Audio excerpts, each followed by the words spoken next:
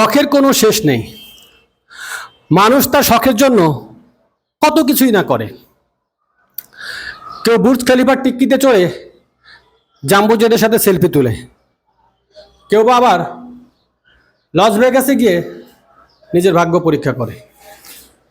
Loss ভেগাসে নাকি রাত হয় না, নিজেরাই কষ্ট করে জায়গা থাকে আর বলে রাত হয় না। মোবাইলে উল্টাপাল্টা শখের বাহার দেখে হাসবো না কানবো ঠিক করতে না পেরে মোবাইল দেখতে দেখতে অনেক সময় করি। এসব হচ্ছে আরেক লেভেলের শখ। আমার শখ ছিল একটাই, কাজ করার শখ। কাজ একটা হলেই হলো, ওটাকে শেষ না করে আমি দম নিতাম না। ছোটবেলায় আমাদের একটা গরু হারিয়ে গিয়েছিল। 3 দিন পর ওকে সাথে করে নিয়ে বাড়ি ফিরেছিলাম, একেবারে গরু খোঁজা খুঁজে। এরপর থেকে গরুটা আমাকে দেখলেই করতো, মনে হয় থ্যাংক ইউ বলতো। বিশাল এক ছুরির নিচ থেকে ওকে তুলেছিলাম। এত ভালো কাজ করার পরেও খুব বাজেভাবে ধোলাই খেয়েছিলাম বাড়িতে। পরে জানতে পারলাম গরুর চাইতে বেশি হারাইছিলাম আমি। খবরটা আমাকে দিয়েছিল একজন কসাই। কসাইদের আমি অনেক ভালোবাসি। ওদের বিশেষ একটা প্রতিভা আছে, মাংসের ভিতর হাড্ডি ঢুকে দেওয়ার প্রতিভা। যতই সচেতন থাকেন, কায়দা করে কাজটা ওরা সেরেই ফেলবে। আমি বেশ কয়েকবার সজাগ থেকেও ওদের ধরতে পারিনি। বাড়িতে গিয়ে দেখি ঠিকই কতগুলো হাড্ডি। মাঝে মধ্যে ওরা এমন কিছু অবাঞ্ছিত হাড্ডি ঢুকিয়ে দিবে, চাবানো তো দূরের কথা, আপনি ঠিক মতো চুষতেও পারবেন না। এরপর থেকে মাংস কিনতে গেলে আমি পুরো ঝোপটাই ধরে নিয়ে আসতাম। এতেও সমস্যার সমাধান হয়নি। বিশাল এক চাপাটি কিনেছিলাম হাড্ডি কাটার জন্য। হাড্ডি কাটার প্রচন্ড শব্দে নিচতলার ভাড়াটিয়া উপরতলায় উঠে গিয়েছিল। আমার হাতে ধারালো চাপাটি দেখে কোনো প্রশ্ন না করে আবারও নিচের দিকে নেমে যাচ্ছিল। আমি বললাম, ভাই শুনেন, হাড্ডি কাটি হাড্ডি। এই কথা শুনে সে ঝাইরে দৌড়। কদিন পর শুনলাম ভাড়াটিয়া বাসা খালি করে চলে যায়। যাওয়ার সময় কাকে কি বলে গিয়েছিল আল্লাহ পাকি জানে। 2-3 মাস নিচতলাটার ভাড়া হয়নি। আপনারা তো ভাববেন শুনতে এলাম দামি দামি কথা, বান্দা শুরু করলো কি? গরু মাংস হাড্ডি, বেড়া কি আবার কষাই নাকি? দামি দামি কথার চেয়ে কম দামি কথায় বেশি মজা পাওয়া যায়, অনেক বেশি মজা পাওয়া যায়। এটা আমি দেখেছি। জো বাইডেন সাহেব সারা দুনিয়াটা ঘুরে কত দামি দামি কত বড় বড় কাজ সমাধান করে থাকেন, আমরা একবারও দেখি না। উনি উষ্টা খেয়ে পড়ে গেলে আমরা বারে বারে দেখি, স্ক্রল করে করে দেখি। মজা পেয়ে আমিও বেশ কয়েকবার দেখেছি স্ক্রল করে করে। নেগেটিভ একটা কিছু হলেই হলো, মুহূর্তে ভাইরাল হয়ে যায়। ইলন মামার কথাই ধরি। তোমাদের বয়সের জন্য মামা, আমার জন্য স্যার। স্টারলিংক সারা ওয়ার্ল্ডে অনেক পাওয়ারফুল নেটওয়ার্ক প্রোভাইড করে থাকে, এটা আমরা সকলেই জানি। সকলে না জানলেও অনেকেই জানি। ওইটা নিয়ে আমাদের কোনো মাথা ব্যথা নেই।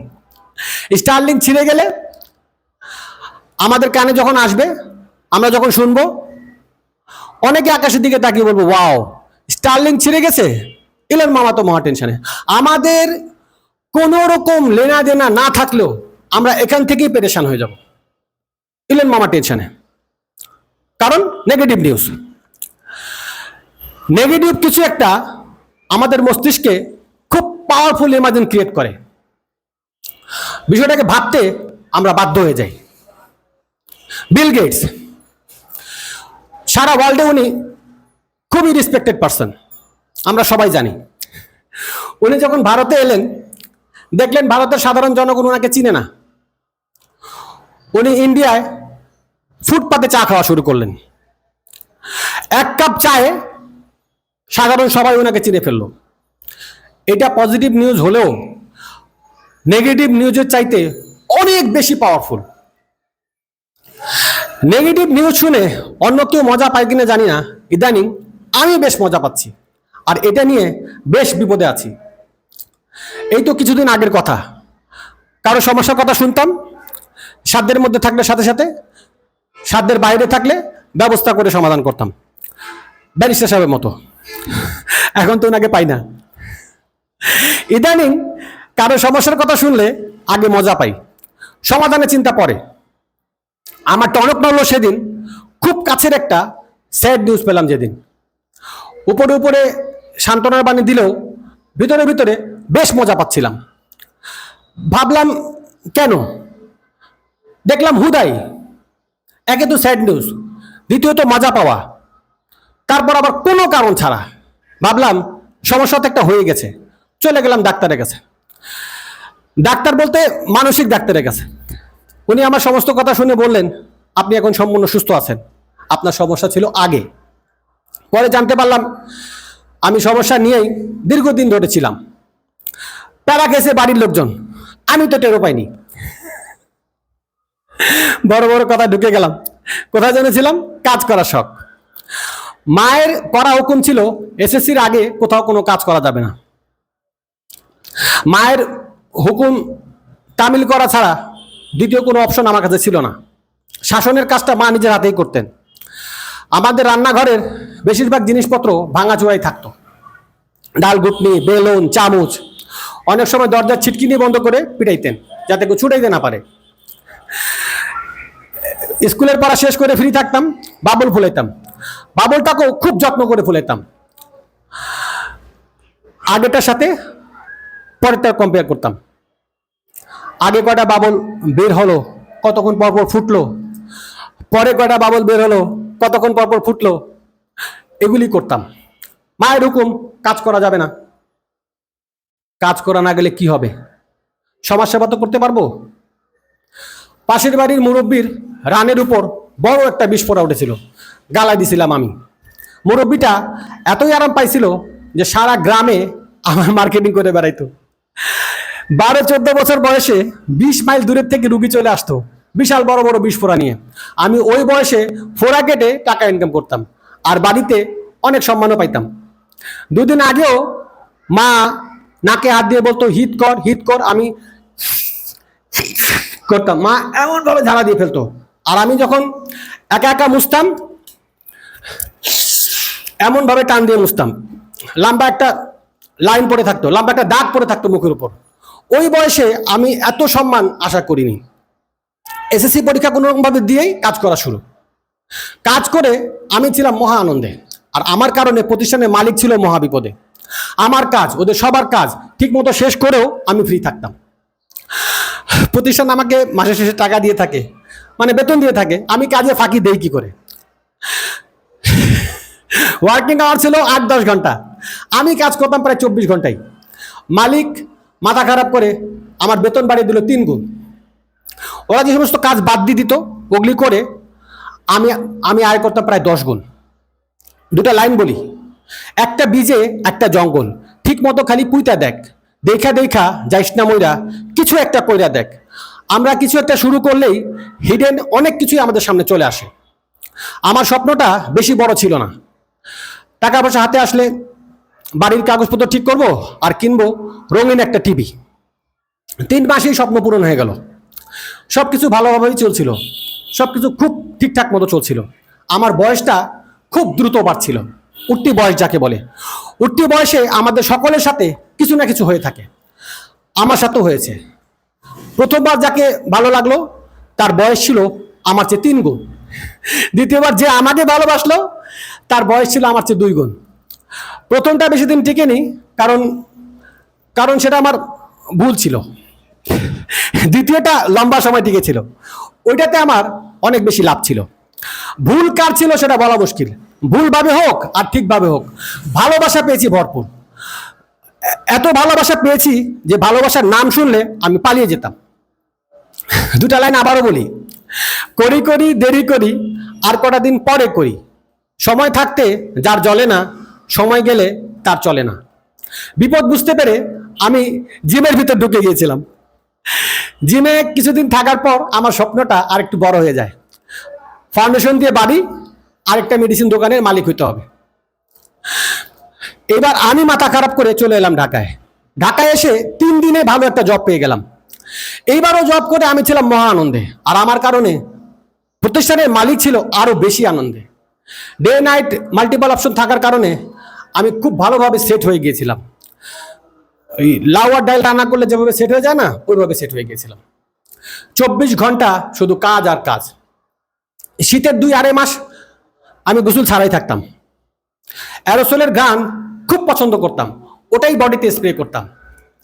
বড় কোনো দুর্ঘটনা ছাড়া শীতে আমার গোসল হতো না।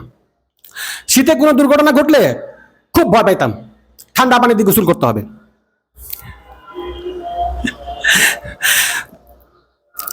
প্রচন্ড ক্ষুধা লাগার আগে কখনো খাইনি, আর ঢলে পড়ার আগে কখনো বিছানায় যায়নি। 3 বছরেই আমার দ্বিতীয় স্বপ্নটা পূরণ হয়ে যায়। ফাউন্ডেশন দিয়ে বাড়ি, আর একটা মেডিসিন দোকানের মালিক হয়ে গেলাম। জব চলাকালীন সময় আমি প্রতি শুক্রবার 3-4 ঘন্টা করে ছুটি দিতাম সিনেমা হলে গিয়ে বাংলা মুভি দেখার জন্য, আর বাংলা মুভি দেখতাম হিরো হওয়ার জন্য। এই ভূতটা আমার মাথায় ঢুকেছিল ঢাকায় আসার পরে। তখন ইলিয়াস কাঞ্চন সাহেব সুপারস্টার, উনি যেভাবে ডায়লগ দিতেন, না মা না, অমন করে বলো না, তোমার মাতৃত্বকে ছোট করে, সরি এটা তো ওমর সানি ভাইয়ের, ইলিয়াস কাঞ্চন সাহেব যেভাবে বলতেন, থাকবো না আরে বাড়িতে, এখন এই বাড়ি ছেড়ে চলে যাব। সবাই আমাকে ভুল বুঝলো, কেউ আমার কথা একটিবারও বিশ্বাস করলো না। আমার তো কোনো দোষ ছিল না মারুফ, আমার তো কোনো দোষ ছিল না। এটা তো আমার কাছে ফখরুদ্দিনের হাজিরি বিরিয়ানি খাবারের মতো ছিল। ভাবতাম এফডিসিতে গেলেই আমাকে নিয়ে নেবে। যেমন চিন্তা তেমনই কাজ। আর চিন্তা আমি করতাম কই, কোনো কিছু ভূত মাথায় ঢুকলে সাথে সাথে বাস্তবায়ন করতাম। নতুন দোকান কোনো রকম ভাবে স্টেবল করেই চলে গেলাম এফডিসির ভিতর, সরাসরি এমডি সাহেবের সামনে। এফডিসির এমডি সাহেব আমার কথা শুনে বেশ কিছুক্ষণ আমার দিকে তাকিয়েছিলেন। ওনার চেম্বারে, মানে ওনার অফিসে আরো 2জন ভদ্রলোক উপস্থিত ছিলেন, সম্ভবত পরিচালক হবেন। সবাই কিছুক্ষণ আমার দিকে তাকিয়ে রইলেন। কিছুক্ষণ পর সবাই বলে উঠলেন, আপনাকে এখানে কে পাঠিয়েছে? আমি ফট করে পকেট থেকে পাস বের করে বললাম, এই যে আমি তো পাস নিয়ে এসেছি। আমি যে একটা গাধা ওনারা সবাই বুঝতে পারলেও আমি বুঝতে পেরেছিলাম অনেক পরে। একজন পিয়নকে ডাকা হলো, বলা হলো উনি হিরো হতে চায়, ওনাকে সাহায্য করো। আমি মনে মনে ভাবলাম, ওয়াও, হিরো হওয়াটা এত সোজা! আমি যতটুকু ভেবেছিলাম এটা তো তার চেয়ে সোজা, আগে আসিনি কেন? 2 বছর পিয়নটা আমাকে লেফট রাইট করিয়েছে। আমার মেডিসিন দোকান থাকার কারণে সমস্ত সুবিধাও নিয়েছে। দামি কয়েক জোড়া জুতা ক্ষয় করার পর হিরো হতে না পারলেও আমি বেশ কয়েকটা মুভির নেক্সট হিরো অবশ্যই ছিলাম। এর ভিতর নতুন মুখের পরীক্ষা চালু হয়ে যায়, 95-এর ঘটনা। পরীক্ষা চলাকালীন সময় এহতেশাম সাহেব আমাকে তার অফিসে দেখা করতে বললেন। তখন আমার অবস্থা দেখার মতো ছিল। একে তো আমার উঠতি বয়স, দ্বিতীয়ত নতুন মেডিসিনের দোকান, কাঁচা পয়সা, নতুন মুখের পরীক্ষা চালু, পাশ করলে হিরো, ডাইরেক্টর প্রডিউসারের লাইন লেগে থাকবে বাড়িতে, এরকম মাথায় চলতো। এর ভিতরে এহতেশাম সাহেবের ডাক, বিষয়গুলা আমার মাথা নষ্ট করার জন্য যথেষ্ট ছিল। মাথা নষ্ট করার জন্য যথেষ্ট না, মাথা নষ্ট করেই ফেলছিল। পরের দিন সম্পূর্ণ প্রিপারেশন নিয়ে চলে গেলাম বিজয়নগর স্যারের সাথে দেখা করতে। তখন আমার ভিতরে হেডমের আগুন দাউ দাউ করে জ্বলছিল। আর ওই হেডমের আগুনে অনেক বেশি ঘি পড়ে গেল ওনার অফিসে 2জন সুন্দরী দেখে। সুন্দরীদের দেখে আমার কি যে হয়ে গেল, যেই মার্কেটে আমার ভাড়া করা দোকান ছিল সেই মার্কেটের মালিক বলে দিলাম, মুখস্থ 2জন গডফাদারের নামও বলে দিলাম। এখানে থেমে থাকিনি, পকেট থেকে ভিজিটিং কার্ড বের করে সুন্দরীদের হাতে থামিয়ে দিলাম। এফডিসির এমডি সাহেবের মতো এহতেশাম সাহেবও আমার দিকে তাকিয়েছিলেন। উনি বুঝতে পেরেছিলেন ছেলেটার পকেট ভরা থাকলেও মাথা পুরাটাই খালি। উনি আমাকে পাশের রুমে নিয়ে গেলেন, অত্যন্ত ভদ্রতার সাথেই বললেন, আপনি একটা ছবি প্রডিউস করে ফেলেন, আমার কাছে ভালো কাহিনী আছে। কেউ কাউকে প্রডিউসার বানানোর জন্য তার অফিসে ইনভাইট করে। পরে জানতে পারলাম যে সমস্ত গডফাদারের নাম আমি বলেছিলাম তাদের সাথে উনার ছিল রোজকার উঠা বসা। আর ভিজিটিং কার্ড নিয়ে সুন্দরীরা আজ পর্যন্ত আমাকে ফোন দেয়নি। কয়েকদিন পরে ভাবলাম ওনার অফিসে যাই, ওনার সামনে গিয়ে গড়াগড়ি করি, সত্যটা স্বীকার করি, সাহসে কুলায়নি। বেশ কিছুদিন যাওয়ার পর তখন ওমর সানি ভাইয়ের খুব সুনাম, উনি সপ্তাহে 3টা করে ছবি করতেছেন, সপ্তাহে উনি হ্যাট্রিক করতেছেন। ওনার ডায়লগটাও শিখলাম, থাকবো না, সরি এটা ইলিয়াস কাঞ্চন সাহেব, না মা না, অমন করে বলো না। তোমার মাতৃত্বকে ছোট করে আমি আমার প্রেমকে বড় করে দেখতে পারি না। তুমি মানুষ নাকি ফেরেশতা? এতেও কোনো কাজ হয়নি। নতুন মুখের পরীক্ষা শেষে সবাইকে একটা করে সার্টিফিকেট দেওয়া হলো। যারা যারা পাশ করেছিল সবাইকে সার্টিফিকেট দেওয়া হলো। আমিও একটা সার্টিফিকেট পাইলাম, কিন্তু মুভিতে কোনো কাজ পাইলাম না, মানে বাংলা ছবিতে কোনো কাজ পাইলাম না। ওই ঝালটাই মাঝে মাঝে নামাই ক্যামেরার সামনে। Thank you.